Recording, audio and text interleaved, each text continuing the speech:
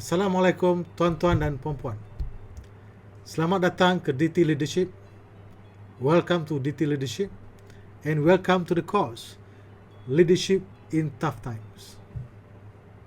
Do you feel it tough these days? Many will say yes. We are living in a pandemic situation. Some of our colleagues lose job, lose their family members.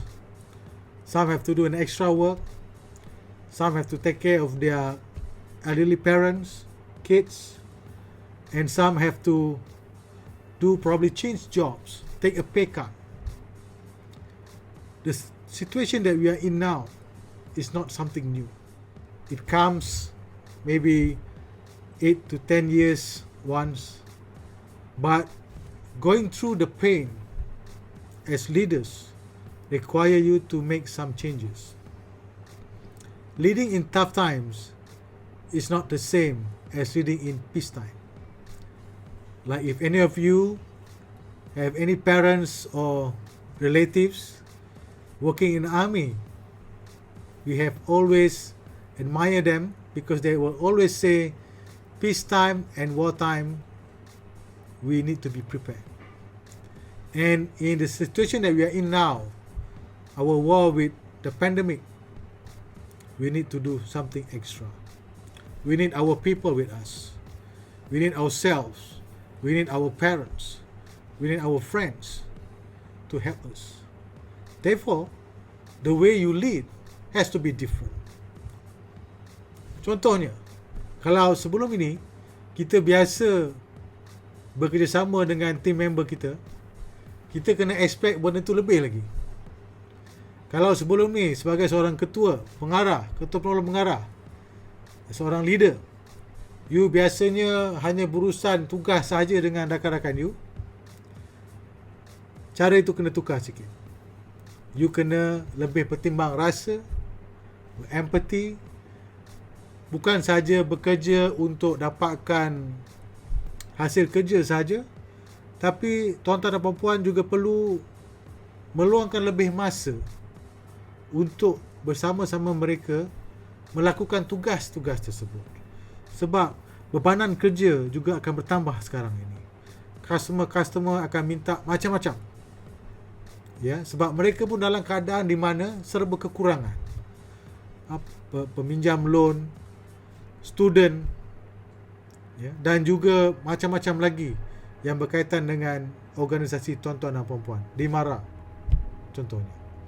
Jadi sebagai seorang leader di masa yang sukar ini, saya berharap kandungan konten yang kita dah bagi, kita dah susun di dalam kursus ini mampu untuk memberi satu feedback dan satu feed forward untuk tuan-tuan dan puan-puan untuk lebih berdaya saing, lebih mampu menunjukkan lebih empathy kepada rakan-rakan dan seterusnya memberi impak kepada customer di organisasi tuan-tuan dan puan-puan seperti mana.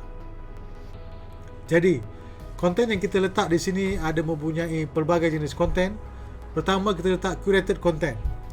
Kita susun, kita sisipkan daripada YouTube dan juga sumber-sumber yang berada di luar.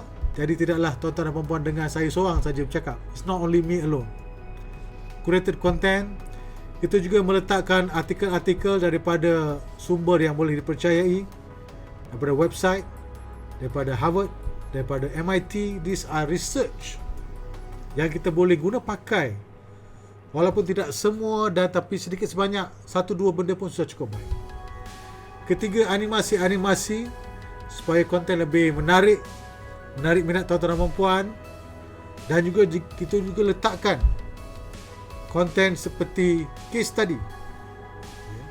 Kita juga sertakan beberapa quiz dan survey untuk memastikan tuan-tuan dapat mengingat ataupun mendalami topik tersebut ketika membuat quiz-quiz dan survey-survey tersebut.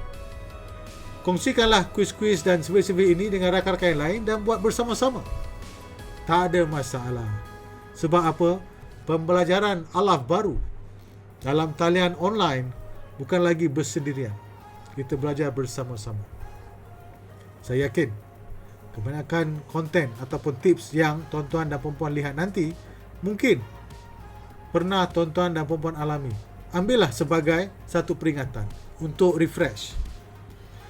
Dan ada juga konten-konten yang tuan-tuan rasa mungkin tidak berkaitan dengan pekerjaan tuan-tuan dan puan-puan. Jangan risau. Ambil juga dan simpan. Mungkin tuan-tuan dan puan-puan boleh gunakan untuk kebaikan rakan-rakan yang lain ataupun anak-anak saudara mara yang mungkin memerlukan bantuan tuan-tuan dan puan-puan sebagai seorang leader yang berpengalaman. Akhir kata, saya berharap tuan-tuan dan puan-puan enjoy konten ni. Habiskan. Jangan lupa kuis-kuis dan survey. Dan semoga ia dapat membantu Mara maju terus di hadapan di dalam apa jua. Assalamualaikum warahmatullahi wabarakatuh.